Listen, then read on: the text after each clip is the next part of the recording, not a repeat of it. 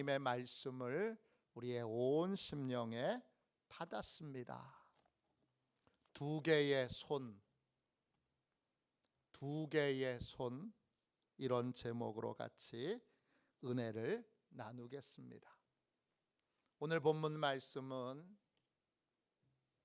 제 인생에 하나님의 모든 치유의 원리를 알려주셨던, 깨우쳐 주셨던 그러한 제 인생에는 너무 귀한 말씀입니다.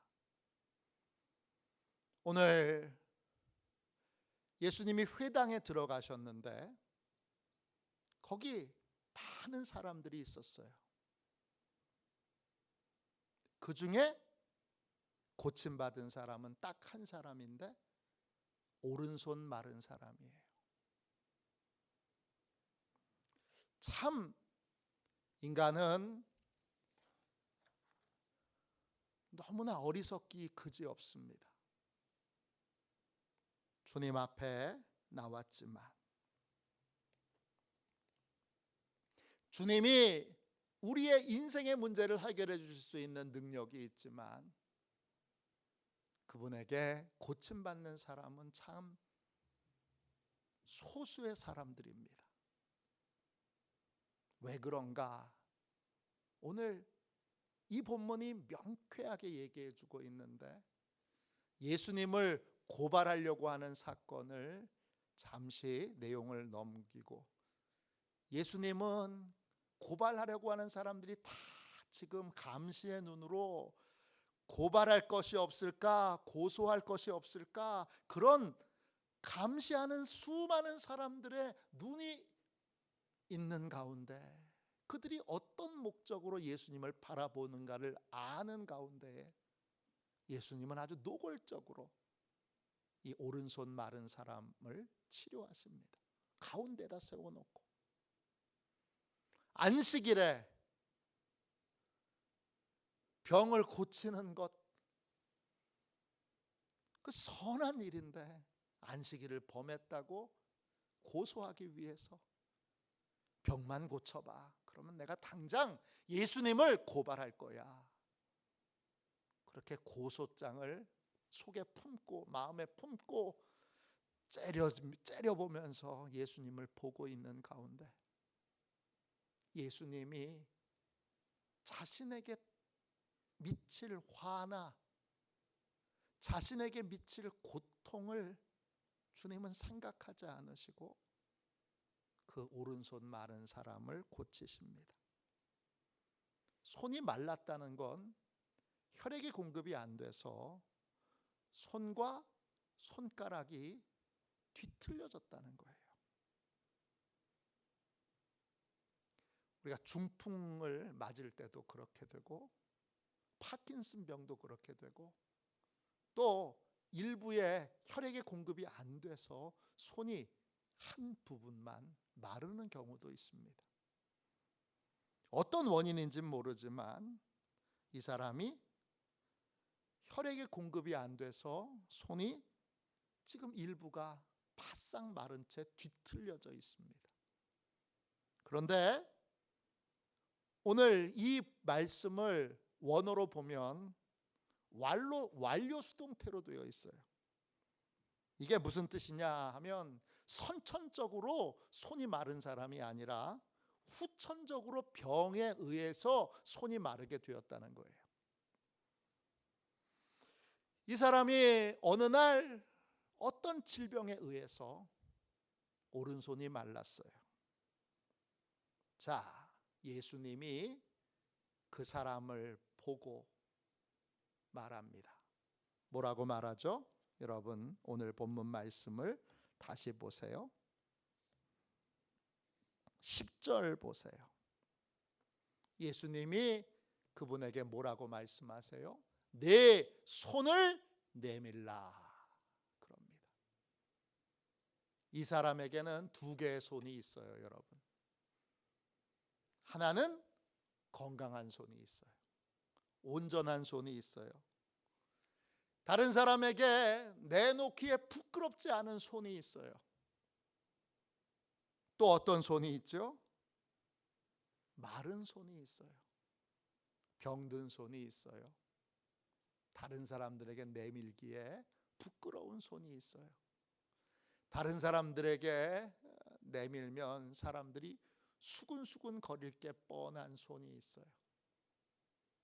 자, 주님이 너 오른손을 내밀어 이렇게 말씀을 안 하시고 네 손을 내밀라 그러세요.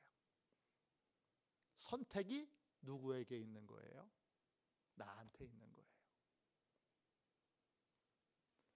제가 함께 설교 코칭 모임을 갖는 이 부솔 설교 코칭 모임이 상당히 오래됐어요. 얼마나 오래됐느냐 하면 돌아가신 분도 계세요. 초창기에 같이 함께 설교 코칭 모임을 하다가 먼저 하나님의 부름을 받은 분도 계신데 그분이 마침 오른손에 장애를 가지고 계신 분이에요. 그분은 항상 그 손을 꺼내지 않아요. 그분의 코트 주머니 속에 항상 손이 들려져 있어요. 이 손은 쓰지를 못하고 이 손을 쓰려면 이 왼손을 잡아서 이렇게 꺼내놔야 돼요. 악수할 때도 이분은 왼손으로 해요. 그래서 그분을 보면서 이 본문과 관련되어 있는 놀라운 비밀을 많이 깨달았어요. 수원에서 목회하시고 저보다 한참 많은 선배님이시고 장로교 목사님이세요. 그분은. 그리고 중국의 신학교를 운영하고 계세요. 제가 2번 가서 한 주간 동안 강의를 한 적도 있어요. 청도라고 하는 곳에서 신학교를 운영하고 계세요. 그런데 오른손이 말랐어요. 그분은 소아마비였어요. 근데 그 손을 어떤 상황에도 절대 꺼내지 않으세요. 설교할 때도 집어넣고 계세요. 자, 주님이 지금 말씀하고 계세요. 네 손을 내밀라. 이 목사님에게 네 손을 내밀라 그러면 이분은 100% 왼손을 내밉니다.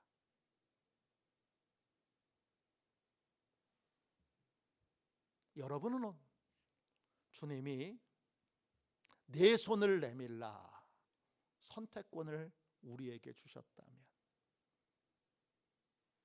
오른손을 내미실 거예요? 아니면 왼손을 내미실 거예요? 왼손은 건강한 손이에요. 부끄럽지 않아요. 그 손은 건강한 손이에요. 수치스러울 것도 없고 창피할 것도 없고 그 손은 자랑스러운 손이에요. 그 손을 내미시겠습니까? 아니면 여러분의 육체의 어떤 부분이든지 아니면 영혼의 어떤 부분이든지 아니면 영적인 어떤 부분이든지 간에 제일 부끄러운 부분, 제일 심각한 부분, 제일 인생에서 힘든 부분을 꺼내놓으시겠어요? 이게 왜 꺼내놓기 어려우냐? 사람들의 멸시하는 눈을 견뎌야 돼요. 그걸 꺼내놓는 순간에 사람들의 멸시와 조롱, 사람들이 다 똑같은 죄인인데 그 약함을 꺼내놓을 때는 왜 이렇게 멸시하는 눈으로 쳐다보고 그리고 왜 이렇게 우월감을 느끼죠? 제가 비슷한 경험을 한 적이 있어요. 제가 이제 대학원을 연세대학교 대학원을 가게 됐어요. 아무것도 없이 그냥 정보 없이 수업을 듣게 됐는데, 제가 구약을 전공했고 부전공이 신약학이에요. 신약 수업을 하는 교수님이 아주 무섭기로 유명한 분이에요. 우리 감리교 목사님이세요. 엄격하신 분으로 나중에는 너무 저를 사랑해 주셨고 아껴 주셨던 귀한 스승이셨지만, 첫 번째 만났을 때는 제가 이분이 공부를 어떻게, 이분에게서 어떻게 공부를 해야 되는지 전혀 정보가 없이 운이 나쁘게도 제가 첫 번째 발제를 하게 됐어요. 제가 제 나름대로 창의적으로 발제를 했는데, 그분이 보시기에는 그게 그분이 원했던 것과는 전혀 다른, 말도 안 되는 그러한 발제였어요. 왜 발제를 어떻게 하는지 다른 분들이 하는 걸 좀 미리 봤더라면, 한두 번 봤더라면 금방 눈치를 챘을 텐데, 제가 맨 처음이에요. 그 수업에 박사과정도 있고 석사과정이 같이 있어요. 한 30명이 그 테이블에 이렇게 삥 둘러서 앉아가지고 공부를 하는 거예요. 근데 제가 첫 번째 발표를 하고 났더니 그 교수님이 신랄하게 얘기를 꺼내면서, 원래 첫 번째 수업 시간이 항상 그런데도 그렇게 엄하게 첫 번째 페이퍼를 발제를 하신 사람을 아주 그냥 그 공격을 심하게 하는 그런 수업임에도 불구하고, 저는 밥 중에 밥이에요. 왜 선생님이 하라고 하는 방식을 전혀 모르는 채 그렇게 들어왔으니까. 그날 얼마나 선생님한테 모욕을 당했는지 몰라요. 제일 큰 모욕은 뭐냐? 너 감리교 신학대학 출신이지. 야, 학교 망신을 줘도 이렇게 망신을 줄 수 있냐? 그리고는 제 발제물을 찢어버리셨어요.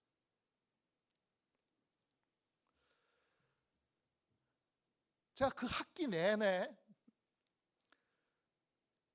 제가 열등생이 됐어요. 저하고 그 클래스에 같이 들어와서 그 수업에 참여한 사람 중에는 저하고 아무도 밥을 같이 먹으려고 하지 않아요. 아무도 저에게 이런 조언을 해주지 않아요. 완전한 열등생으로 그렇게 한 학기를 보냈는데, 사실은 방법만 알았다면 금방 따라갔을 내용이었는데, 그 어떻게 하는지를 누가 가르쳐 주지 않고, 또 그러니까 그 첫 번째 발제를 아주 망치는 바람에 한 학기 내내 나보다 우월할 게 없는 친구들이 우월한 듯이 내 위에서 있는 것 같고, 나는 진짜 열등한 학생인 것 같고, 그 한 학기 내내 얼마나 그 마음의 괴로움을 받았는지 몰라요. 근데 여러분, 반전은 이거죠. 학기 말에 페이퍼를 내고 또 성적이 나왔을 때 제가 저를 멸시했던 학생들 대부분보다 성적이 훨씬 좋았어요. 그렇지만 그 한 학기 내내는 그 첫 번째 그 발제의 그 트라우마가 너무 커서 그 수업에서 견뎌내는 것이, 이겨내는 것이 저한테 쉽지 않은 일이었어요. 지금 손 마른 사람이 오른쪽이 손이 말랐어요. 그걸 내밀려고 하면 이게 그런 많은 사람들의 멸시의 눈을 견뎌야 돼요.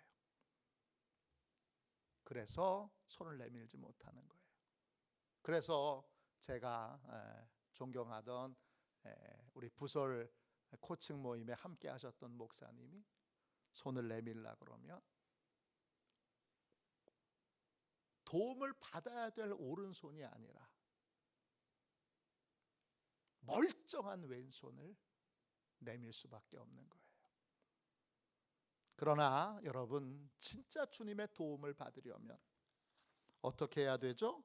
진짜 주님의 도움을 받으려면 여러분, 부끄러워도 창피해도, 그리고 다른 사람이 우월감을 느끼든 말든 그런 것에 상관없이 내 제일 약한, 제일 감추고 싶은, 제일 문제가 되는 그 손을, 그게 육체의 손이든 마음의 손이든 영혼의 손이든, 그게 육체의 문제든 영혼의 문제든 간에 그 손을 내밀어야 하는 거예요. 왜? 고쳐져야 되는 부분, 은혜를 입어야 되는 부분, 축복을 받아야 되는 부분은 그 부분이기 때문입니다. 할렐루야. 예배 자리에 나올 때마다 나는 주님 앞에서 어둠으로 계속 숨는 인생인지, 오늘도 안 들켰어, 이렇게 숨는 인생인지, 아니면 문제를 빛이신 주님 앞에 꺼내놓고, 주님, 이것 때문에 너무 고통스러워요, 이게 너무 힘들어요, 이게 너무 아파요, 주님이 고쳐주세요, 주님이 해결해 주세요, 주님이 풀어주세요, 그렇게 드러내고 내밀지, 우리는 빛으로 주님 앞에 나아갈지, 아니면 또 어둠 속에 숨고 안 들켰어. 아담과 하와가 범죄한 다음에 무화과 나무 잎으로 옷을 가려서 부끄러움을 가린 것처럼 어둠 속으로 숨을 것인지, 아니면 빛으로, 환한 빛으로, 광명의 빛으로 내 문제를 가지고 나아갈 것인지를 결정해야 됩니다. 종려주일 때 사람들이 예수님을 향해서 종려나무 가지를 흔들면서 호산나, 호산나, 호산나 외쳤어요. 그리고 나서 그 주의 예수님을 십자가에 못 박아 죽였어요. 그 호산나의 모습에 뭐가 있는 거죠? 그 호산나의 모습에, 예수님을 막 열렬히 환영하는 그 모습에 뭐가 있느냐? 그 모습에 나를 감추고 숨기는, 내 죄악과 어둠을 감추고 숨기는 것이 있는 거죠.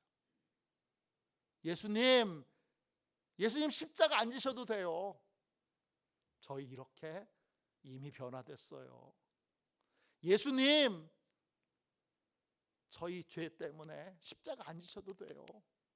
저희 이렇게 의로워요, 이렇게 착해요, 이렇게 선해요, 이렇게 아름다워요. 그게 호산나의 또 다른 이면입니다.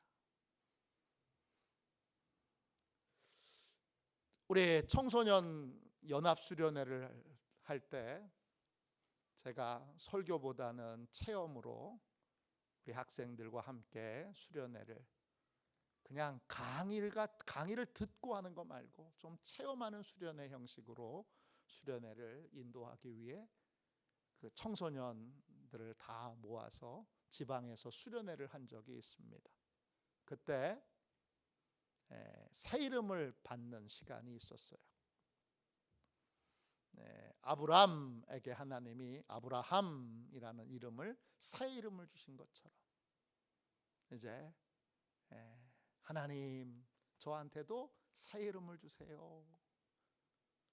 베드로라는 새 이름을 하나님이 주신 것처럼 새 이름을 달라고 이렇게 구하면서 이제 산책도 하고 새 이름을 받는 시간이 있었어요. 아이들도 다 나가서 이제 새 이름을 받는데, 그때 하나님이 저한테 주신 새 이름은 빛으로예요. 빛으로. 너는 다시는 어둠 속으로 숨는 것을 성공이라고 여기지 말고, 오늘도 안 들켰어. 오늘도 하나님한테 안 들켰어. 어둠에 숨어 있지 말고 너는 너의 문제를, 너의 죄를, 너의 악을, 너의 질병을, 너의 고통을, 너의 약함을, 그리고 네가 할 수 없는 것들을 빛 되신 주님께로 가지고 나가라. 그래서 제 이름이, 그때 하나님이 저한테 주신 새 이름이 빛으로예요. 저희 딸이 제가 생일 때 저한테 만년필을 선물해 줬는데, 그 만년필에다가 이름을 새겨서 줬어요. 빛으로. 이렇게 빛으로 목사님, 이렇게 만년필에 이름을 새겨줬어요. 제 이름이 빛으로예요. 예배는 빛으로 나가는 시간이에요. 감리교를 시작했던 존 웨슬리는 모든 사람들이 보기에 믿음이 강한 사람이에요. 대대로 목회자 집안에서 태어났고, 증조 할아버지도 목사님, 할아버지도 목사님, 아버지도 목사님, 그 형도 목사님, 동생도 목사님, 또 최고의 학교 옥스퍼드 대학교 나왔고, 옥스퍼드 대학교 신학대학에서 교수로 학생들을 가르치기도 했어요. 22살에 목사 안수를 받았고, 영국 옥스퍼드 대학교에서 석사 학위를 받았어요. 옥스퍼드 다닐 때에는 학생들과 함께 규칙적인 신앙 훈련을 하기 위하여 홀리 클럽이라고 하는 그러한, 우리말로 번역하면 신성회라고 하는 모임을 만들었어요. 규칙적으로 감옥에 있는 사람들에게 전도하러 다녔고, 또 고아들을 돌봤고, 학생인데, 그리고 일주일에 2번씩 규칙적으로 금식했어요. 그리고 아침 저녁으로 일기를 썼고, 그리고 아침 저녁으로 규칙적으로 기도하는 삶을 살았고, 규칙적으로 성경을 읽고, 규칙적으로 모임을 가졌어요. 여러분 주변에 이런 분을 본 적이 있어요? 근데 조지아에 선교를 갔다고 와서 그는 스스로 마음 안에 있는 영적인 어둠을 하나님 앞에 빛으로 드러내서 이렇게 고백합니다. 나는 내가 소망하는 믿음을 가지고 있지 않습니다.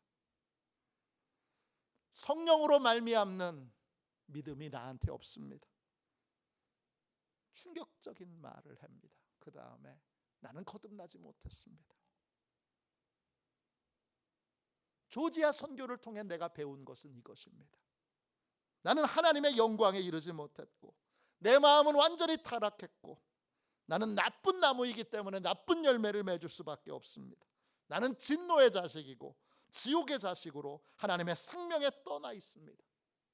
내 사역, 고난, 내 의는 내가 범한 하나님과 화해시키지 못할 죄 때문입니다. 나는 이런 것들보다 훨씬 더 많은 용서받지 못한 죄를 지었습니다. 내 안에 하나님의 자비를 얻을 만한 것이 하나도 없습니다. 그는 고통스럽지만 자기 안에 구원받을 만한 믿음이 없다는 걸 고백합니다. 인정합니다. 빛으로 드러냅니다. 이걸 드러낼 때 본인도 얼마나 부끄럽고 고통스러웠겠습니까? 또 그를 세상에서 가장 믿음 있는 사람으로 그렇게 여겼던 신성회 홀리클럽의 다른 멤버들, 그들의 멘토인데 그들의 지도자인데, 그들의 지도 교수인데 이런 모습을 어떻게 생각했겠습니까? 그렇게 말하자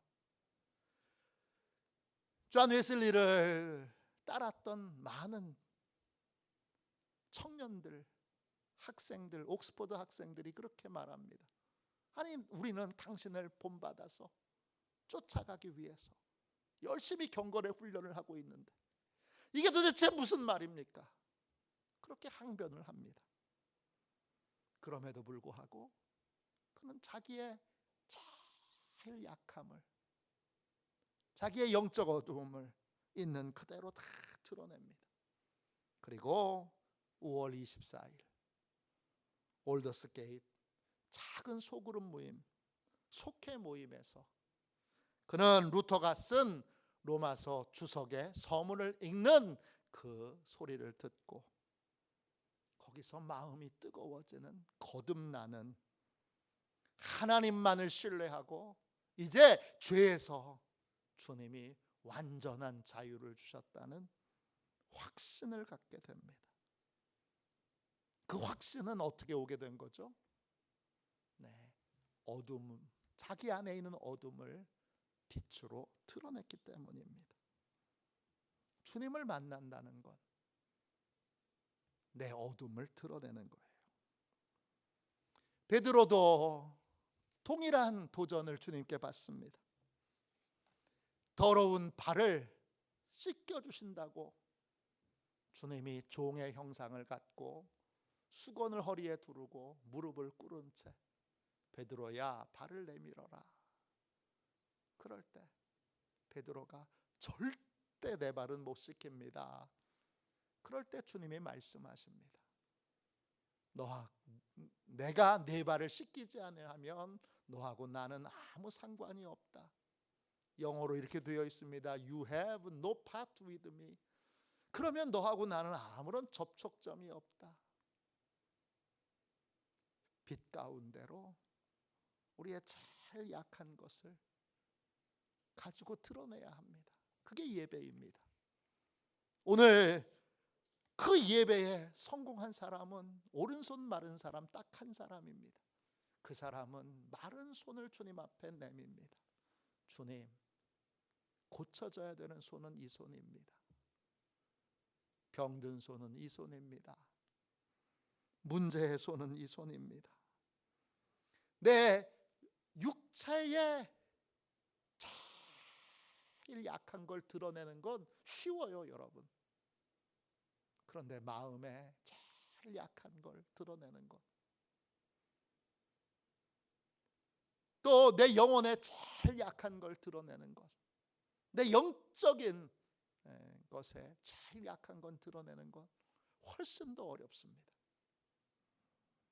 왜 드러내야 합니까? 드러내야 주님이 치료하시기 때문이지요. 오늘 10절 말씀 보세요. 주님이 무리를 둘러보세요. 그리고 나서 그 사람에게 내 손을 내밀라고 그러세요. 왜 둘러보시죠? 고침받아야 될 사람들이 오른손 마른 사람 한 사람이 아니라 거기에 있는 모든 사람들이 다 주님께 제일 약한 부분, 부끄러운 부분, 수치스러운 부분, 감춰서 안 들켰어 하는 그 부분을, 그 죄의 부분을 주님 앞에 드러내야 되는 사람이고 고쳐져야 되는 사람이기 때문입니다. 오늘 10절 보세요. 내 손을 내밀라 하니까 그 사람이 주님이 원하시는 대로 오른손을 내밀어서 그 오른손을 내미는 즉시 그 사람이 어떻게 됩니까? 회복이 됩니다. 치유는 주님 앞에 내 약함을, 모자람을, 부족함을, 부끄러움을 드러낼 때 주님의 은혜가 임하게 되고 주님의 치유하는 손길이 임하게 됩니다. 오늘 내가 주님께 도움을 받아야 될 제일 약한 거, 나한테 제일 힘든 거, 나를 계속 좌절시키는 거 뭡니까? 주님이 지금 내 손을 내밀라 그러십니다. 오늘 그걸 주님 앞에 내밀고 믿음으로 내밀고 주님이 고쳐주시는 은혜를 충만히 받는 저와 여러분이 되시기를 주님의 이름으로 축원합니다. 우리 함께 438장 우리 1절만